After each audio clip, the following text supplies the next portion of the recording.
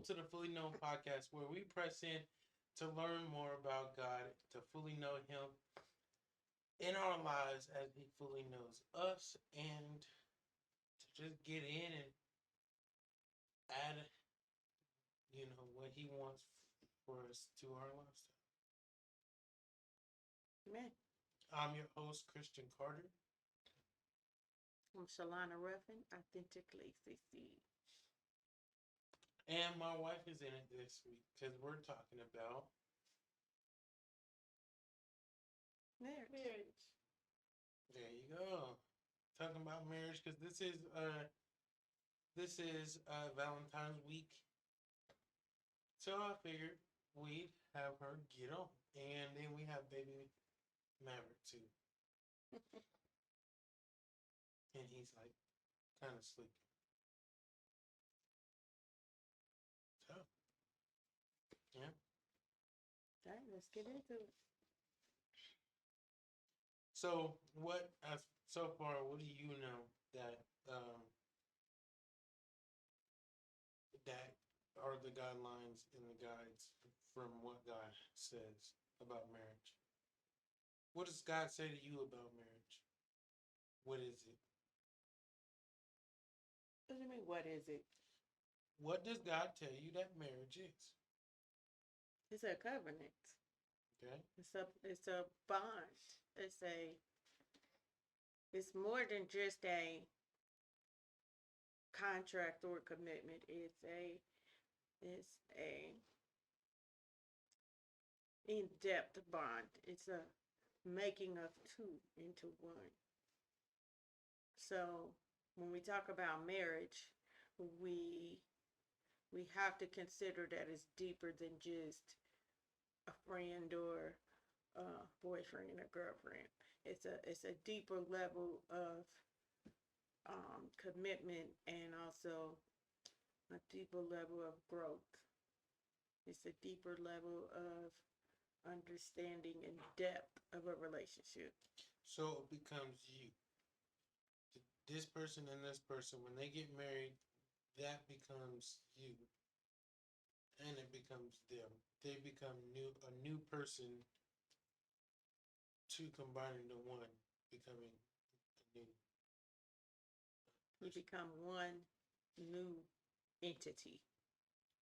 I want to say body, but you become a new structure. That's pretty much what it is. But here on Earthwise, at least, doesn't it say that there's no marriage in heaven?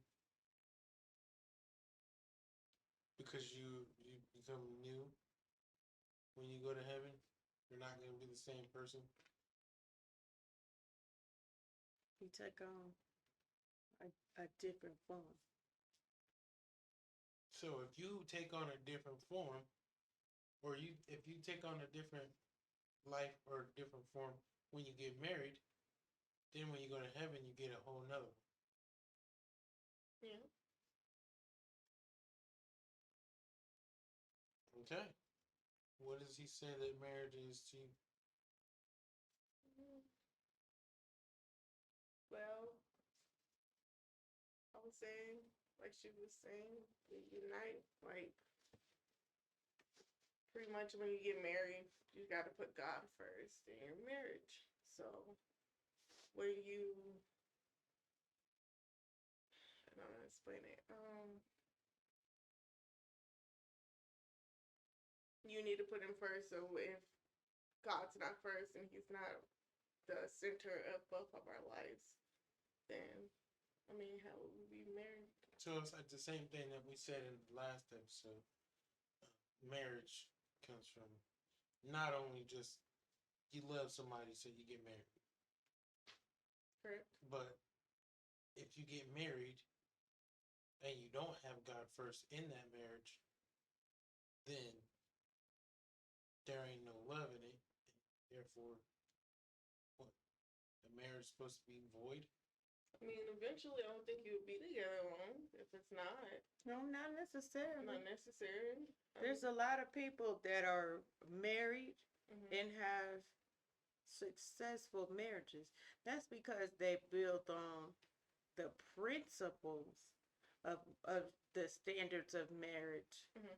but they don't necessarily. Have true love No, they don't. as it should be, No, what I'm saying is, which is with God. yeah, they don't have That structure, that God. foundation. I mean, how can I people mean, do they that, do, though? but they don't, because they're building on the principles that God set forth. But if they don't necessarily, so there's a lot of people out here that don't go to church, they don't believe in religion, they don't, Mhm. but they have successful marriages. But when when we say our vows, because people still say their vows, right? When not even in the church, Sometimes. they say it and they don't really. I mean, they go off of it, but they're not looking at it as in God said that, Before God and before people. correct?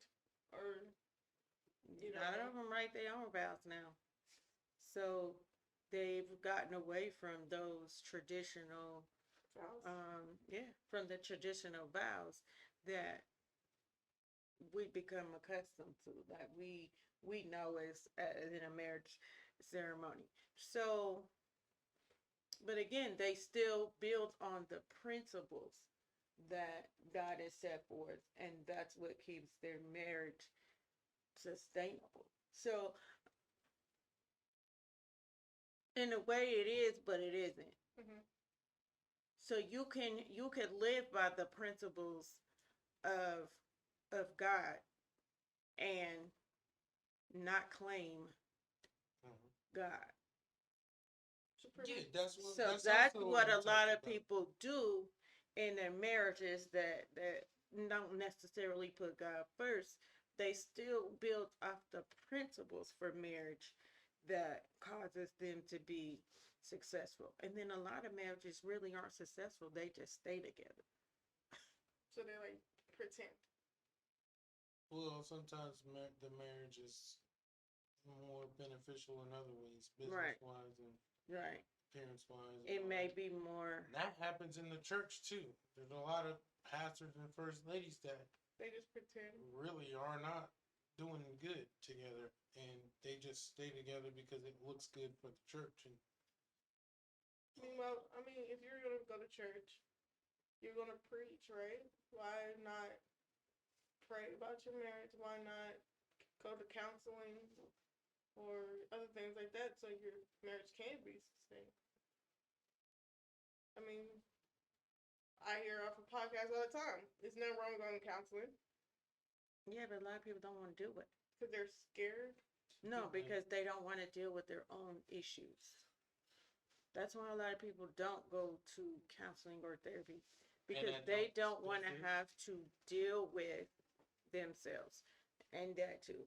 But I mean, but you want to be married. Don't you want to? I mean, I know it's expensive, but maybe make a way. I mean, you got married and divorces. God says he doesn't like divorces. So, That's expensive too. I mean, So you said those vows. Why not commit to trying different things to at least try to get together? You married that person. We change all the time, yes. We're not going to be okay, the same, but yeah, you're gonna change, but then again, like we're trying to fully know God as He fully knows us, and what He has and what He already wrote out to guide us in all of it. We have guidelines for marriages and godly households. correct. So, um, yeah, there's just a lot that He already told us what we need to be doing. there's a whole lot that goes into it, and there's a lot more um, depth to it than people actually take the time to go into. This is why um, it's so key and so important to have marriage counseling before you actually get married, so that you can be aware of a lot of the things that you're going to be getting into, and going to be having to experience. That's another one. That's Michael right there. I remember before we got married, Pastor had us sit and talk to him about why we want to get married. Tim Ross cracks me up because he says when he used to do premarital counseling,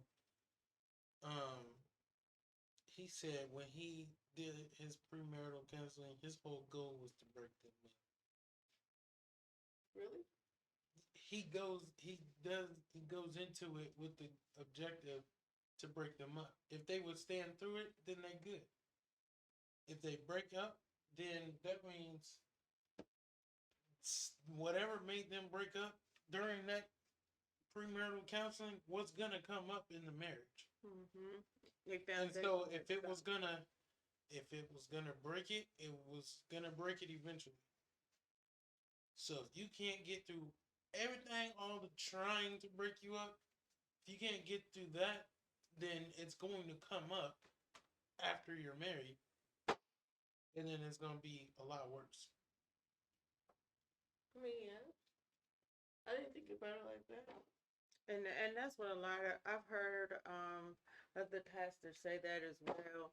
When you come into counseling, they're gonna go through all of this stuff to see if they can work you, how you're going to respond to it, how you're going to handle these different situations. Because in marriage, you're going to go through a lot of different things. You're going to go through ups, you're going to go through downs, you're going to go through situations, you're going to go through life, you're going to go through growth, you're going to go through all of that stuff.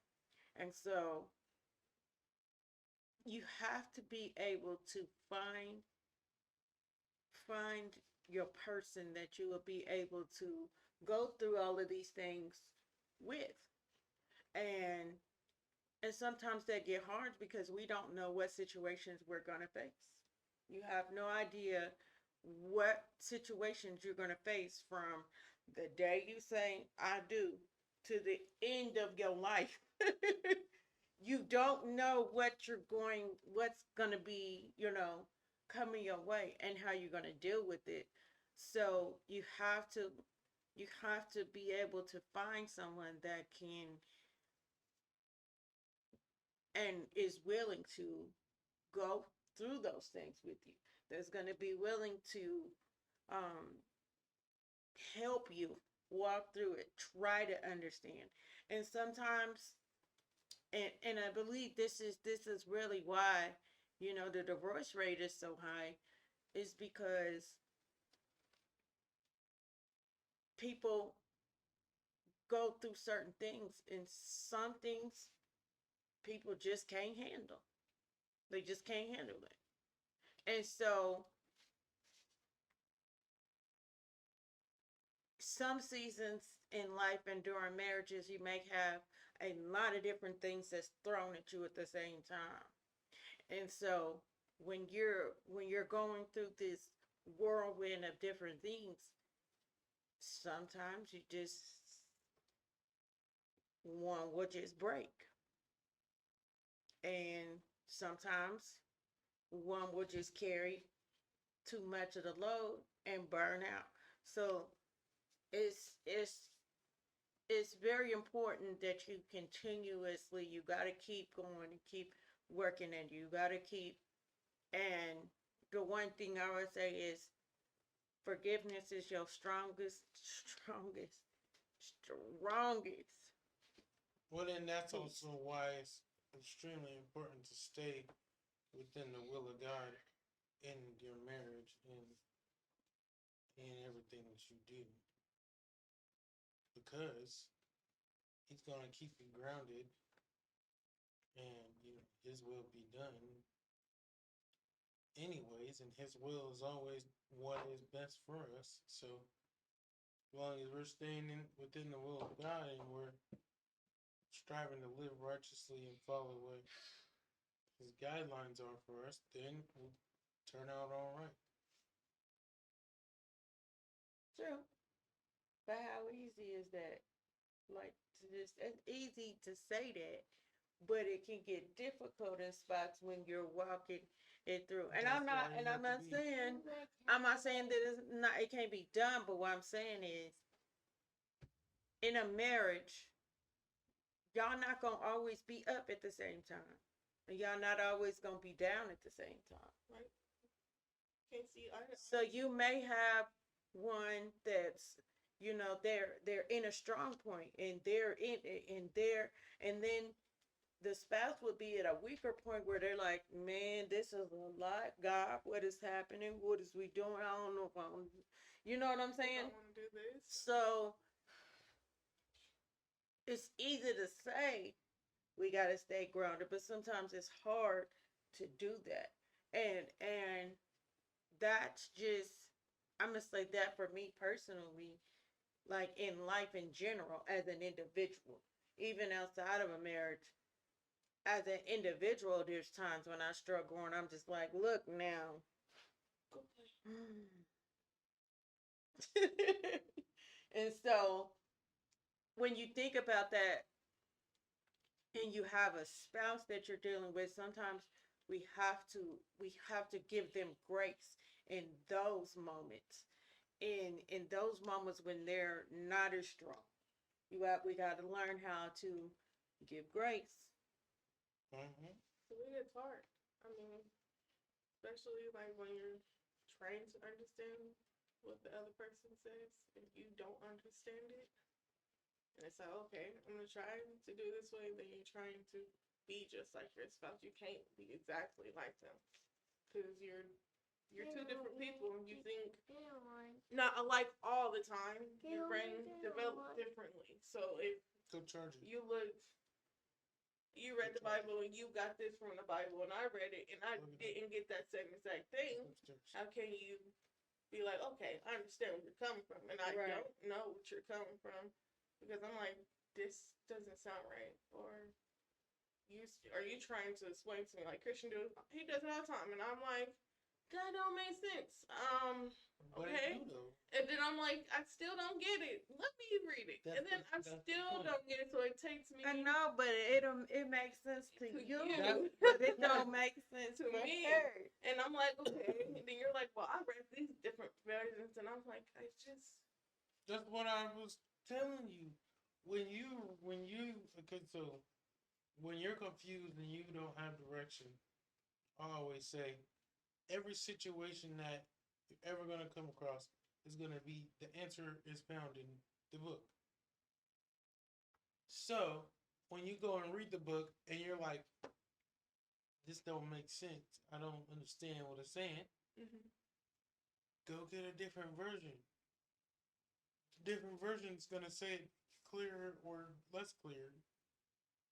Well, You just have to find the one that makes sense. Books never been my go-to. I've Me been neither. always a virtual person. Like I can see it. Visual. But yeah, but that book, it's like what? Even if it's explaining to you just perfectly, I'm like, still.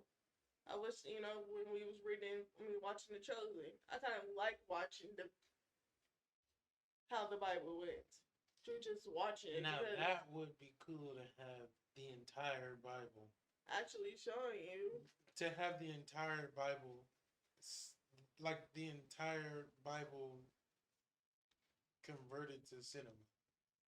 That would be nice. I mean, Like the complete cinematic Bible.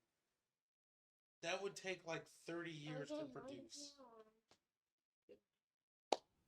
That would be crazy. Go ahead. And it would take like $30 billion to produce.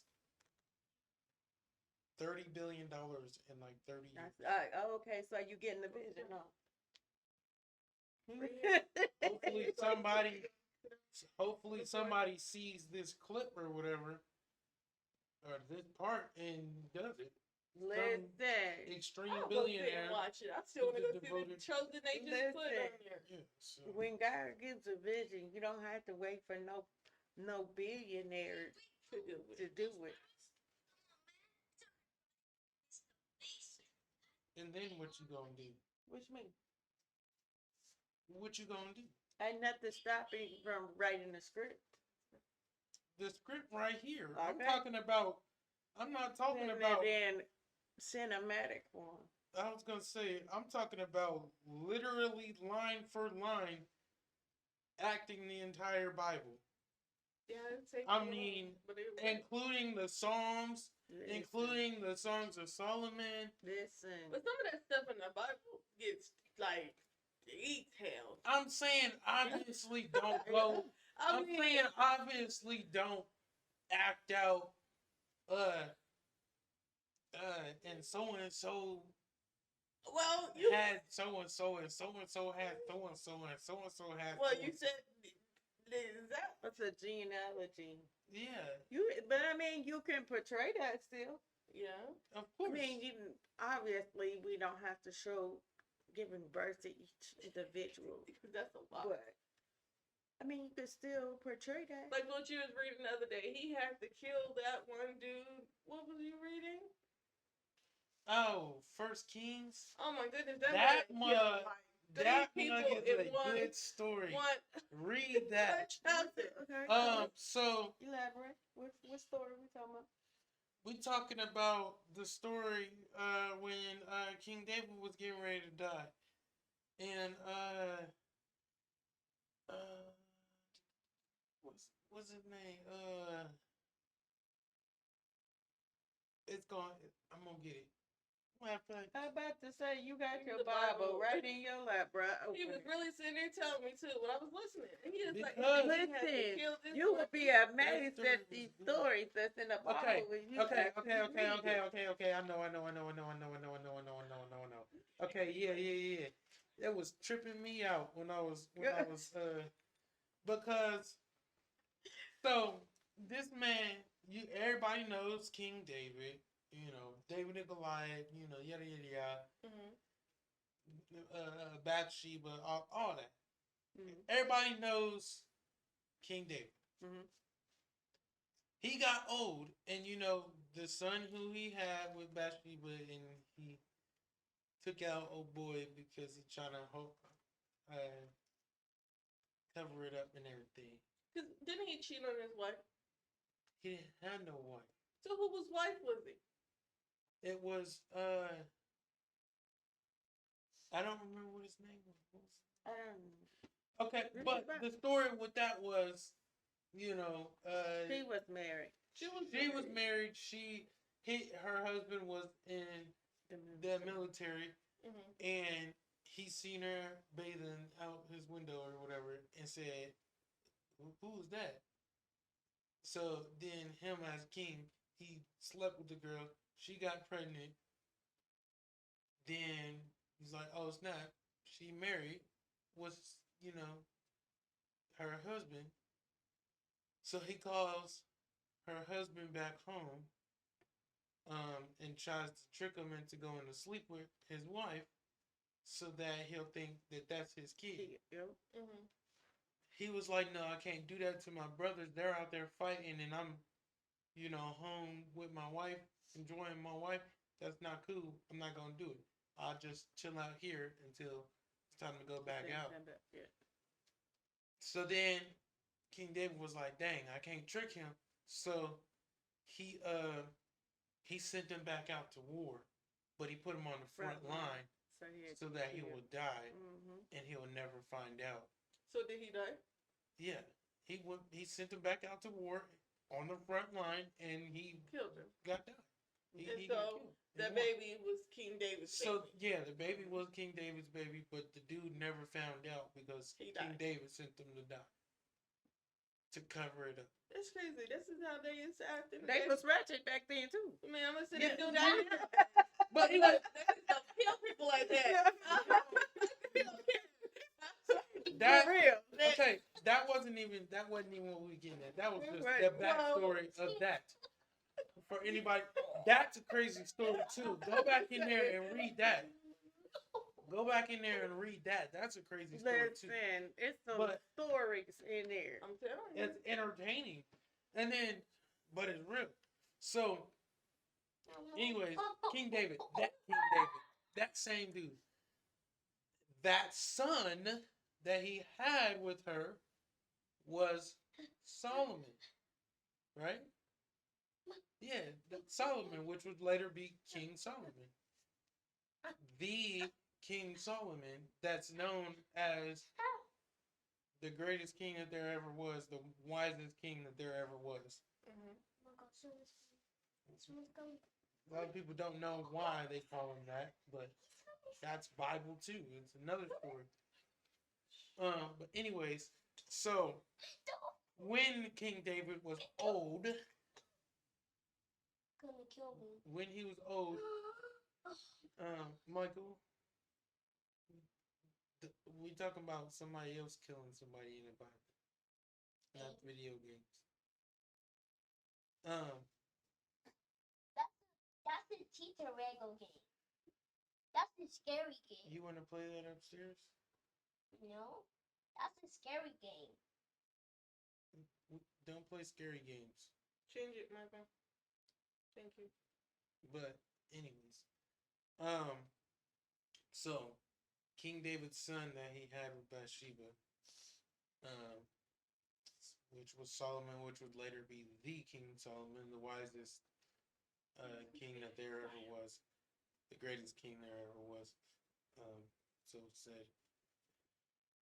King David was getting old, and his body was dying, and so his servants got a woman who, a young virgin woman, to sleep in the bed with him, like that, but just to sleep in the bed with him to keep his body heat up, because his body couldn't keep its temperature anymore. Right. Mhm. But then, as he was getting ready to die, this man Adonijah, I don't even know if I'm saying that right, but this man Adonijah out here in the kingdom, he was like, oh, King David old, I'm king. So he self-proclaimed himself as king. Oh yeah. Didn't they change? Didn't they make him? Didn't he become king before? Because He self-proclaimed himself king, and he got a little following. Everybody following him around as king. Okay, King David's servants got word of that, and they were like, what?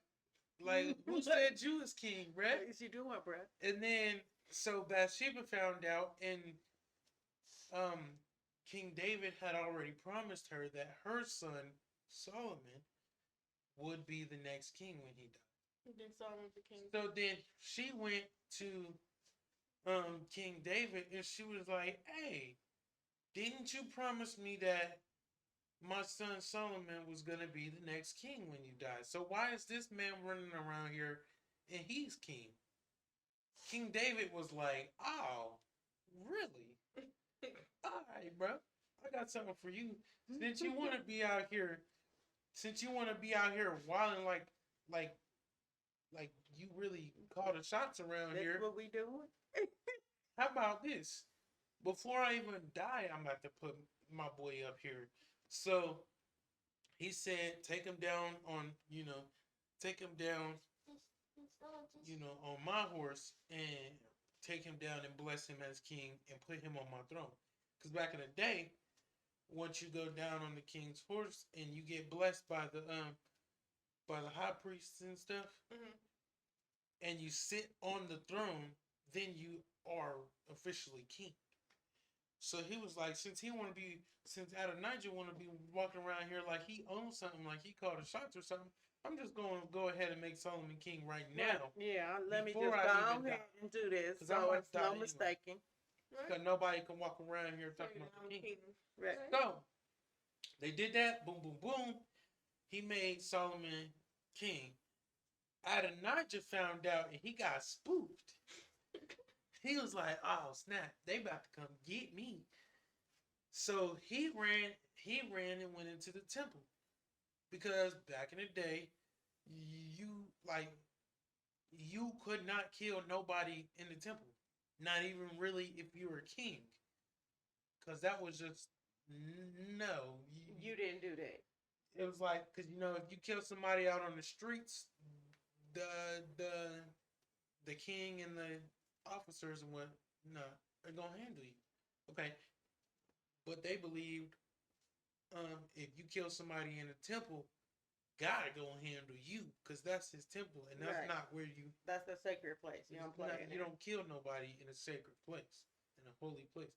So this man out of Niger went and ran in the temple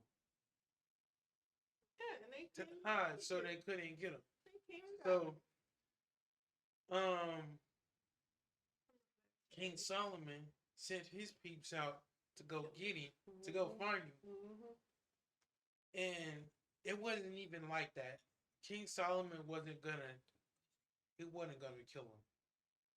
He was just like, hey man, you see, he just found him, and Solomon was like, hey man, you see what's up. Now take your butt home. Go home, because you see what's up now. Yeah. So he thought he was going to kill him, but he just told him to go home. King David, this is where we was talking about. King David went in, and he, before he died, like right before he died, he was telling Solomon, there's a few people that need to get handled before you can really fully step in as king.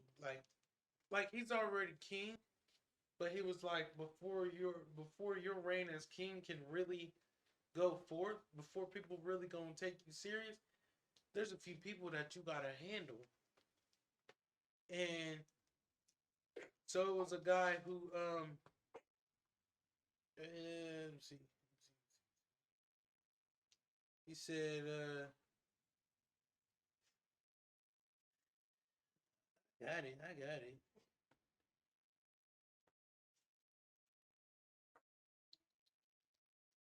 It says I'm about to go. Okay, so this is First Kings chapter 2. He said when the time drew near for David to die, he gave a charge to Solomon his son. I am about to go the way of all the earth, he said. So be strong and act like a man, and observe what the Lord your God requires. Walk in obedience to him, and keep his decrees and commands, his laws and regulations, as written in the law of Moses. Okay, so he was telling them, stick with God, stick with the Lord, and you're gonna be all right. So then he goes on and he says,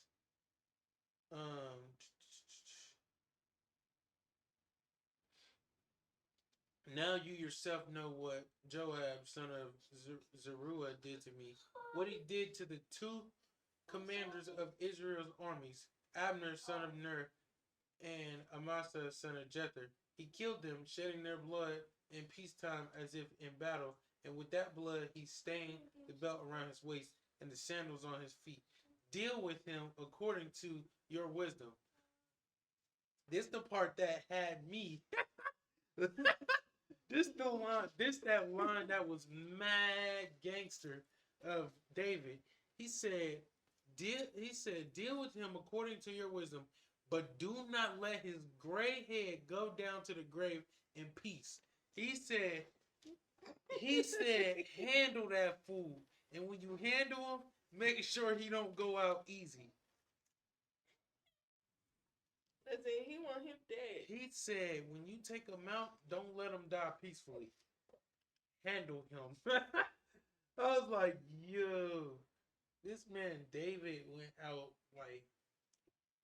he went out heavy with it. He said that about a couple people.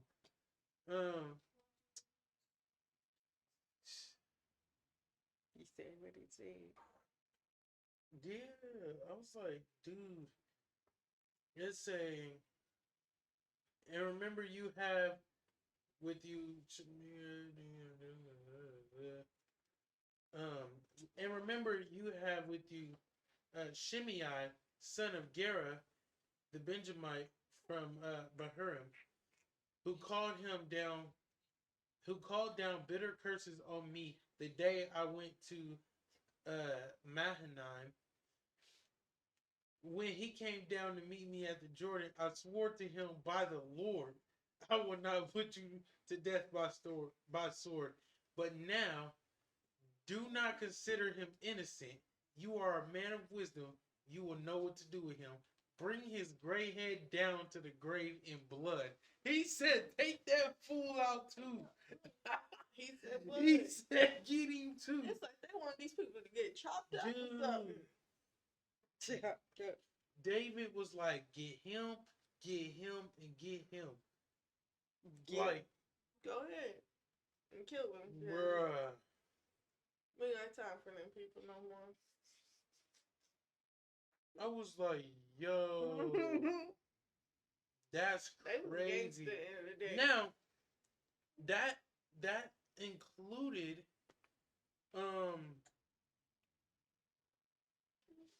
so that was Joab, that was Shimei, and that was Adonijah for what he did trying to claim the throne.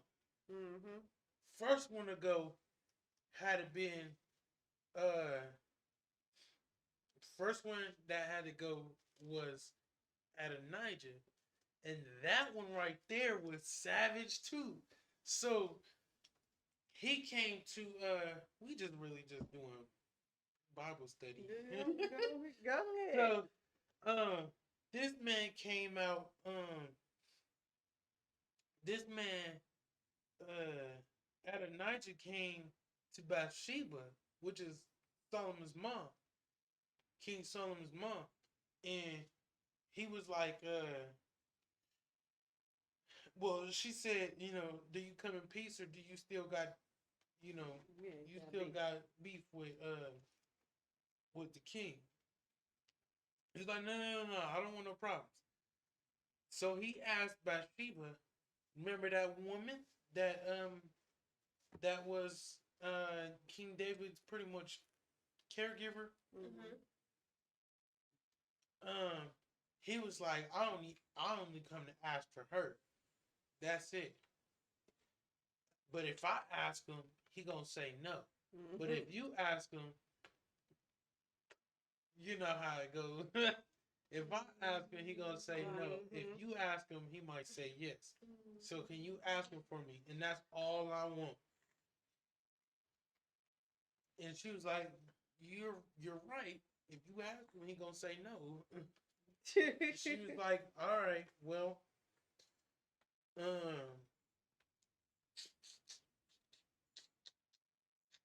but you didn't even answer your own question. You didn't.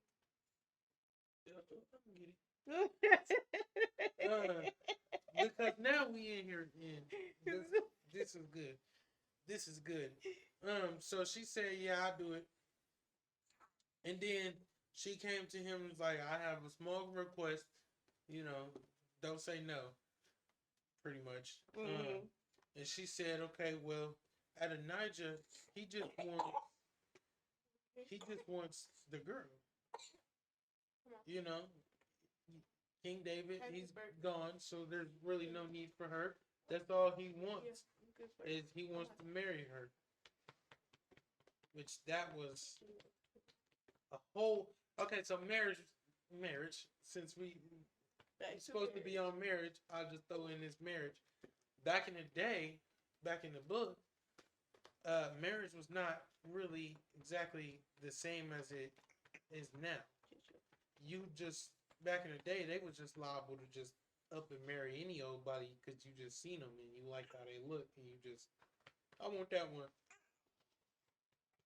But now these days we got time to get to know somebody and all that. But back in the day, right, in marriage, didn't they say the husband run everything pretty much? The wife had to do what the husband said, and right? Yeah.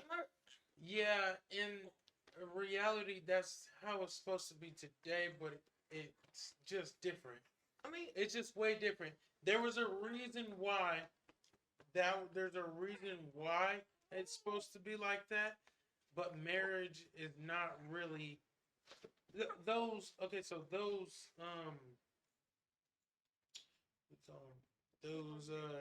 that direction, that guide that God gave us on marriage is not actually lived out how it should be these days. And so the whole point of the wives submitting to their husbands and the husbands being the head of the house and really making most of the decisions and what the man says goes. It was not I'm the man and I'm the husband, so what I say goes. It was structured that way.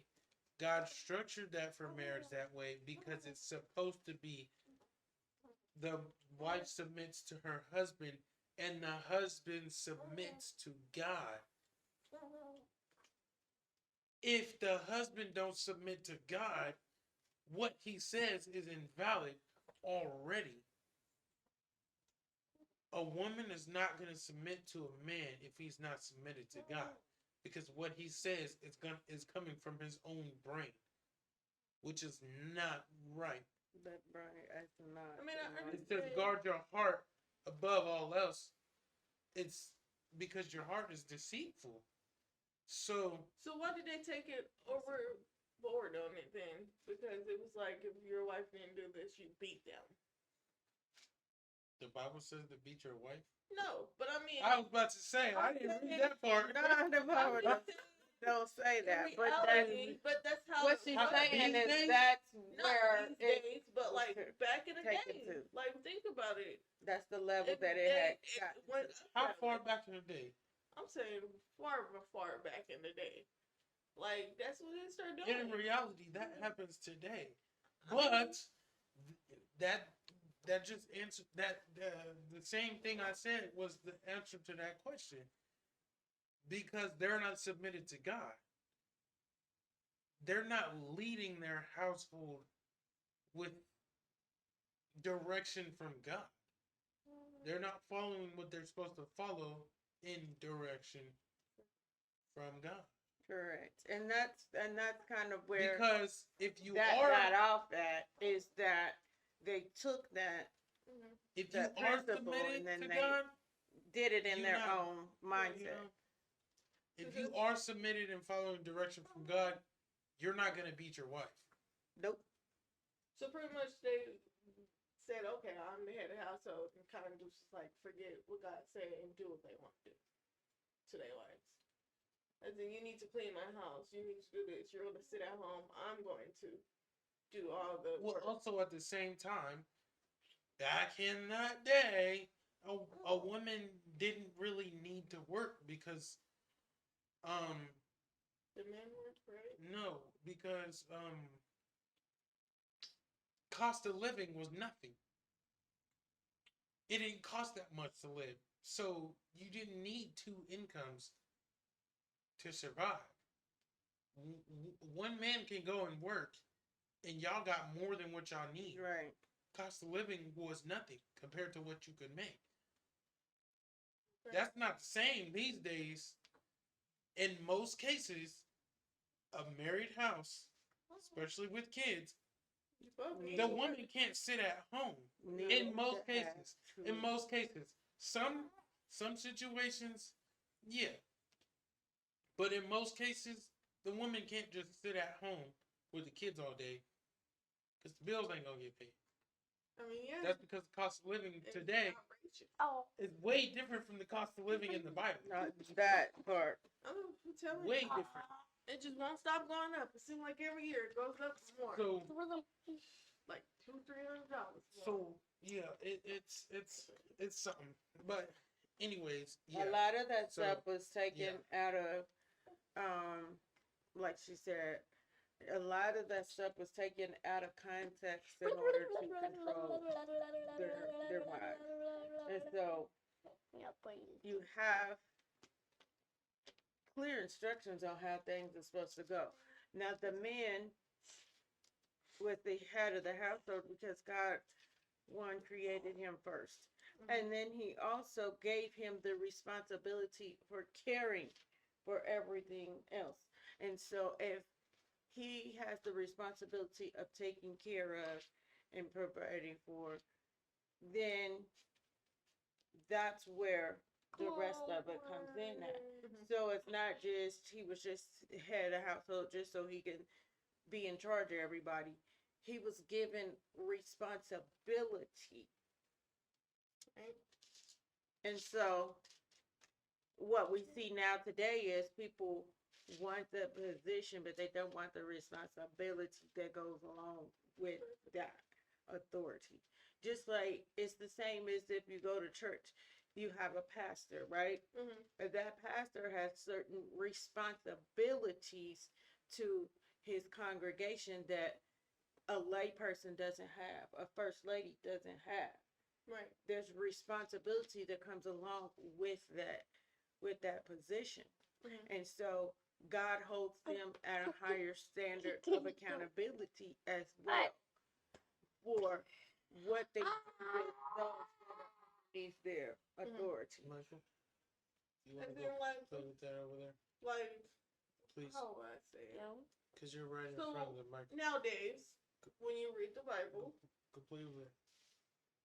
and you're reading the Bible, and it just still say, you know, husband is the head of the household, and you know, he's supposed to guide us and his family. I mean, And we're given direction. and give direction, Right. get correct. No, the Bible gives the man direction if he's in it. Yep. So And then what is the woman in the Bible? The Bible? What are we supposed to do? I know we're supposed to take care of the family also. do you want to read it? What? Do I want to read it? So okay, so you know the really big thing that everyone always points to when you ask that question. What is the woman supposed to do in a marriage?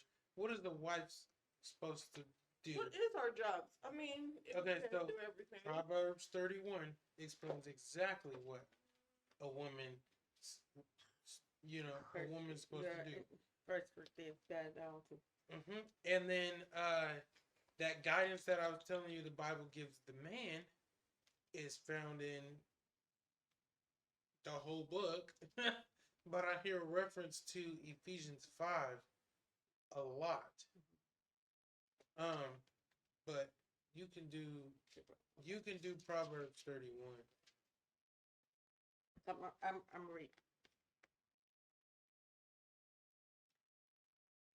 Loud and clear, please. A wife of noble character, who can find? She is worth far more than rubies. Her husband has full confidence in her and lacks nothing of value. She brings him good, not harm, all the days of her life. She selects wool and flax and works with eager hands. She is like the merchant ships bringing her food from afar.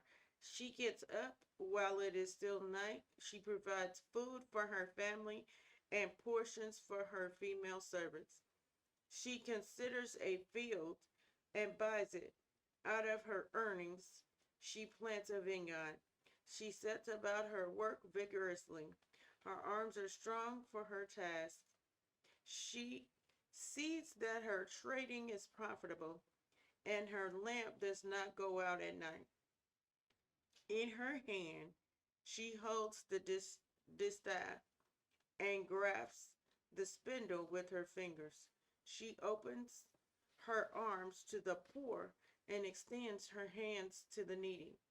When it snows, she has no fear for her household, for all of them are clothed in scarlet. She makes coverings for her bed. She is clothed in fine linen and purple. Her husband is respected at the city gate, where he takes his seat among the elders of the land. She makes linen garments and sells them, and supplies the merchants with sashes. She is clothed with strength and dignity. She can laugh at the days to come. She speaks with wisdom, and faithful instruction is on her tongue.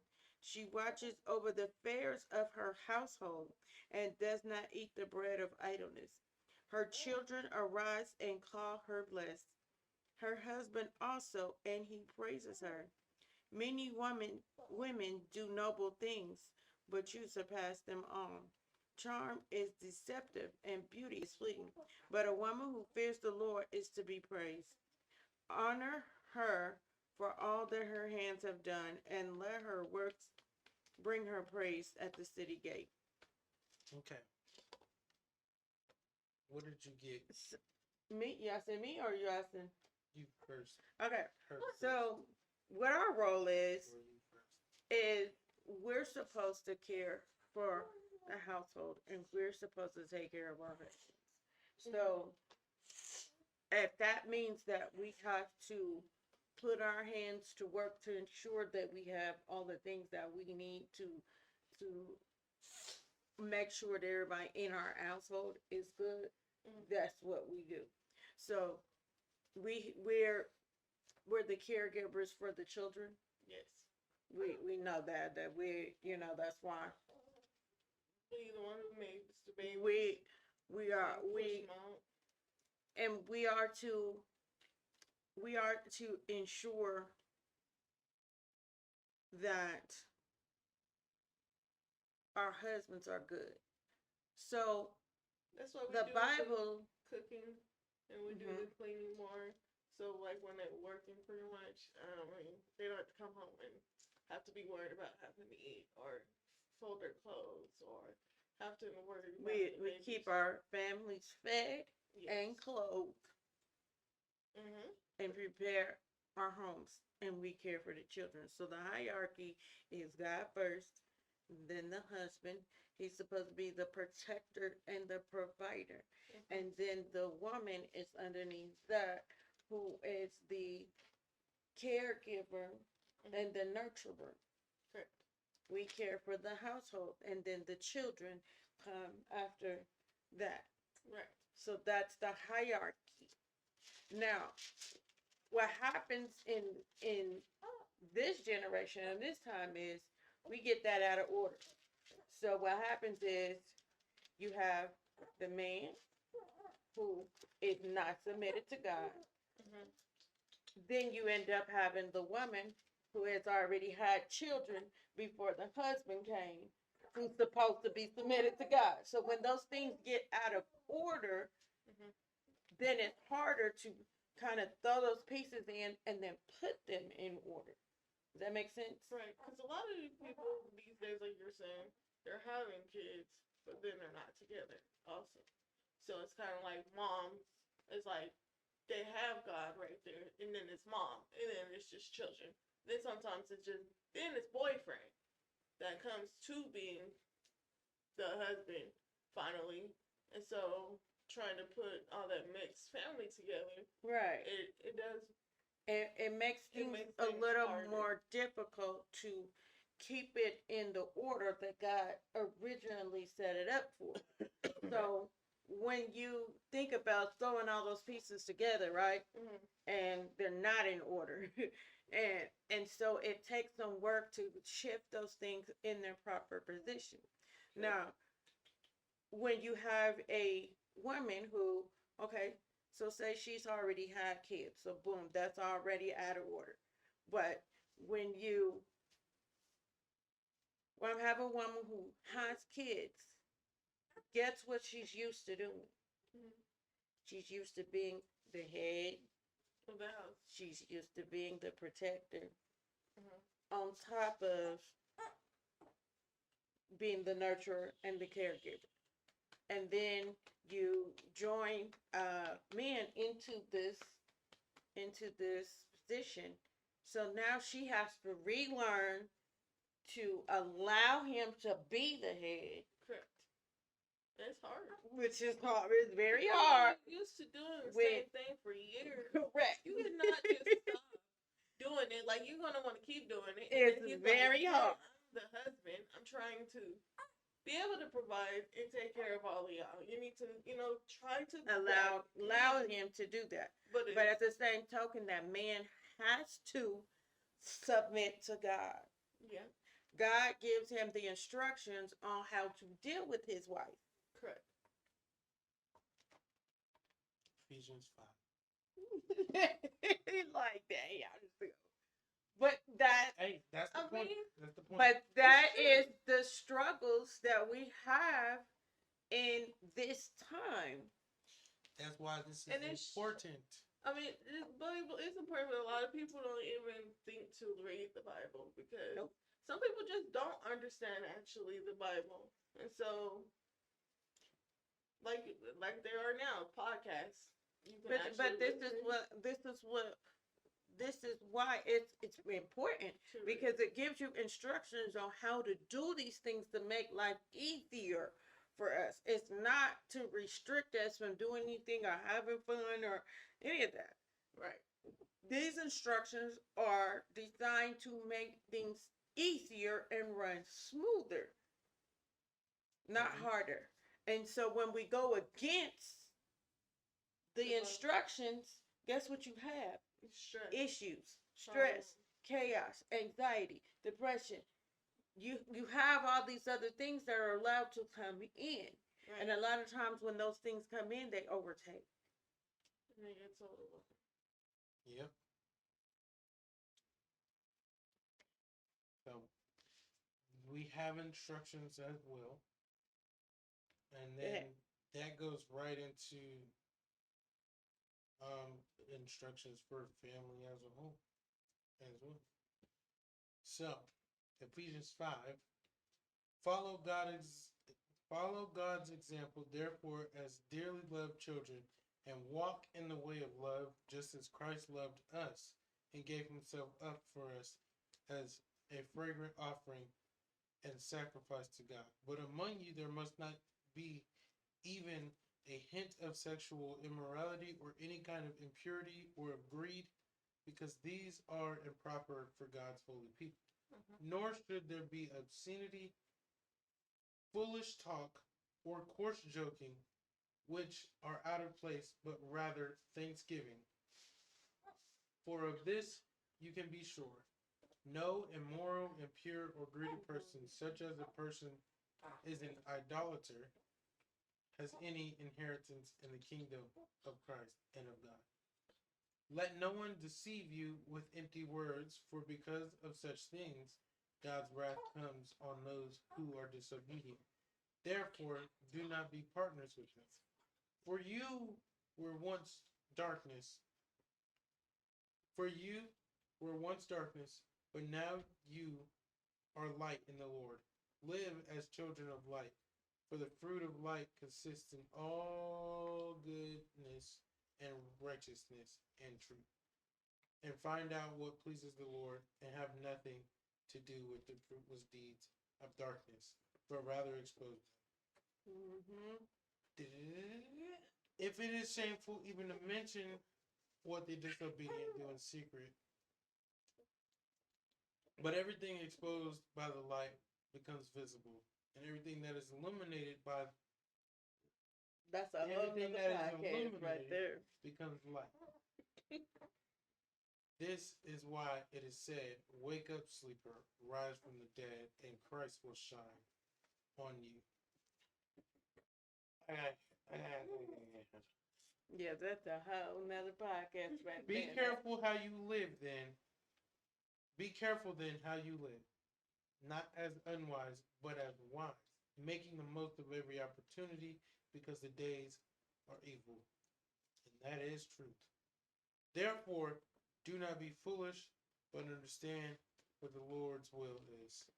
Do not get drunk on wine, which leads to debauchery. Instead, be filled with the Spirit, speaking to one another with psalms, hymns, and songs from the Spirit. Sing and make music from the Lord from your heart to the Lord, always giving thanks to God the Father for everything in the name of our Lord Jesus Christ. So then this goes on for Christian households, for the whole family. Submit to one another out of reverence for Christ. Wives, submit yourselves to your own husbands as you do to the Lord. For the husband is the head of the wife, as Christ is the head of the church, his body, of which he is the Savior. Now, as the church submits to Christ, so also wives should submit to their husbands in everything. Husbands, love your wives, just as Christ loved the church and gave himself up for her to make her holy, cleansing her by the washing with water through the word, and to present her to himself as a radiant church without stain or wrinkle or any other blemish, but holy and blameless. In this same way, husbands ought to love their wives as their own bodies. He who loves his wife loves himself. After all, no one ever hated their own body, but they feed and care for their body, just as Christ does the church. For we are members of his body. For this reason, a man will leave his father and mother and be united to his wife, and the two will become one flesh. Mhm. This is a profound mystery, but I am talking about Christ and the church. However, each one of you also must love his wife as he loves himself, and the wife must respect her husband. So that was the passage I was looking for. That's the husband side of. And I think a lot of times they skip over that because they be so focused on wife submit to your husbands, but their responsibility is you love your wife all the way up to giving yourself for her. And if we don't know what love is, the last episode will tell you. And the Bible. You're responsible for her. You're supposed to treat her like you would treat yourself. Meaning, if you're not going to punch yourself in the face, you should not be punching on her. And we got stuff for children too, Mr. Michael. Children, obey your parents in the Lord, for this is right. He's not even listening. Honor your father and your mother, which is the first commandment with the promise, so that it may go well with you and that you may enjoy long life on earth. Yes. So everybody has their role they're supposed to play. Everybody. Everybody got their instructions. They got their assignments. Colors. It's colored. Well, not the whole book. I haven't gotten through the whole book yet, but it's getting there. That means I'll read this. That's a good word right there. And I think that if each party, so the wives study what wives are supposed to do and their responsibility, and if the husbands would study on and focus on what the husband's supposed to do, and we're both working on what we supposed to be doing in this marriage, then the pieces will come together. It's only when we lose focus on that and we start pointing a finger at the other one, well, you not, and you not, and you not, and you not, and you not, and you not, then we lose focus on one, God, and what his instructions were. And then that's where you have the fall. Mm-hmm. So, marriage is. Since you said I answered my question. Yeah. Marriage is the establishment between a man and a woman. Created by God, brought together by God. It's a locked partnership for life. This is the person who you do life with. It's your life partner. That's why they call it that. It is a covenant, which is more than just a relationship. Covenant, you don't back out of a covenant. Covenant is locked. It is stronger than a pinky promise. I think it's an establishment created and joined by God. There's nothing stronger than the love of God. I would have knew that. Nothing about marriage till I grew up. Honestly, actually understanding. I mean, when we decided, yeah, I want to get married, I'm like, I need to really understand why I'm going to get married. I mean, I can't just, I want to marry him because I will love him. I do love you, but I need to understand the reason of why I wanted to marry you. And ask God. That was my big thing. I wanted to make sure I was doing it correctly. If I just jumped in there because it just seemed like it's fun. Well, I'm saying that's what a lot of people do is just jump in it because they So feel ain't good, always but then fun. once they get in it, They're like, I don't like this. I didn't know you was gonna do this. Why do I have to go through all this to be in a marriage? You think it'd be more easier, but it's like you're going to have to go through things because you change. I understood that. Christian's not gonna be the same person in the next 2 years. I'm not gonna be the next person in the next 5 years. It's stages and it's commitment. You have to commit to grow together. Yes. Even in the hard and rough patches.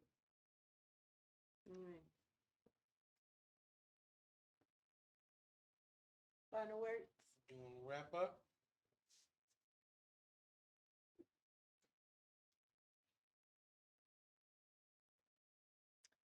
So I would say if you are thinking about or considering getting married, take some real time with your partner and study what it is your responsibilities will be to this marriage and really talk about that to decide on if this is something that y'all are really ready to be committed to doing, and pray on it and ask God to show you and give you wisdom and direction on how to make your covenant be honoring to God. Yeah. First Kings had nothing to do with marriage. What I read from First Kings had nothing to do with marriage. But y'all should read that too, and that'll probably be another episode because that mug is good. That thing is good. So there's just a lot of good stories in this book. And it's, I'm not saying read it all at the same time, but it's a lot of good. There's a lot of good stories in that book. Very interesting. You'll never be bored. I'm not a reader. I don't just pick up books and be like, let me read this and read 150 books a month or a year or whatever. I don't even really read one book a year, but that book is good. You sit in it, you get to reading it, and it's good. Yes. Very interesting, very fulfilling. It's got a lot of substance and guidance. It's a guide. Man. I'm probably one of the most annoying people to talk to when you don't know nothing, because I best believe I'm gonna pull something out that book. Best believe I'm gonna pull something out that book. So if you lost and you don't want to hear it, don't ask me, because my answer is gonna come out that book. So. Yeah. That's submitted. And that's because you're the only one that knows what you need to do to get to the best spot. He knows the best path. So why not listen to the guy who knows where he's going?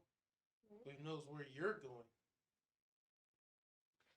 Why are you a Christian part 3? Let's go. No. Nah. Nah. Okay. Shout out to the merch. Oh yeah.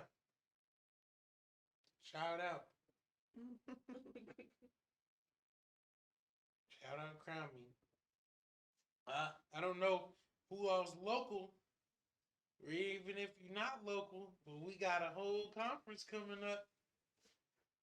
A wise warrior. It's not exactly sponsored by Fully Known or nothing, but Fully Known will be in the building. So, And you know,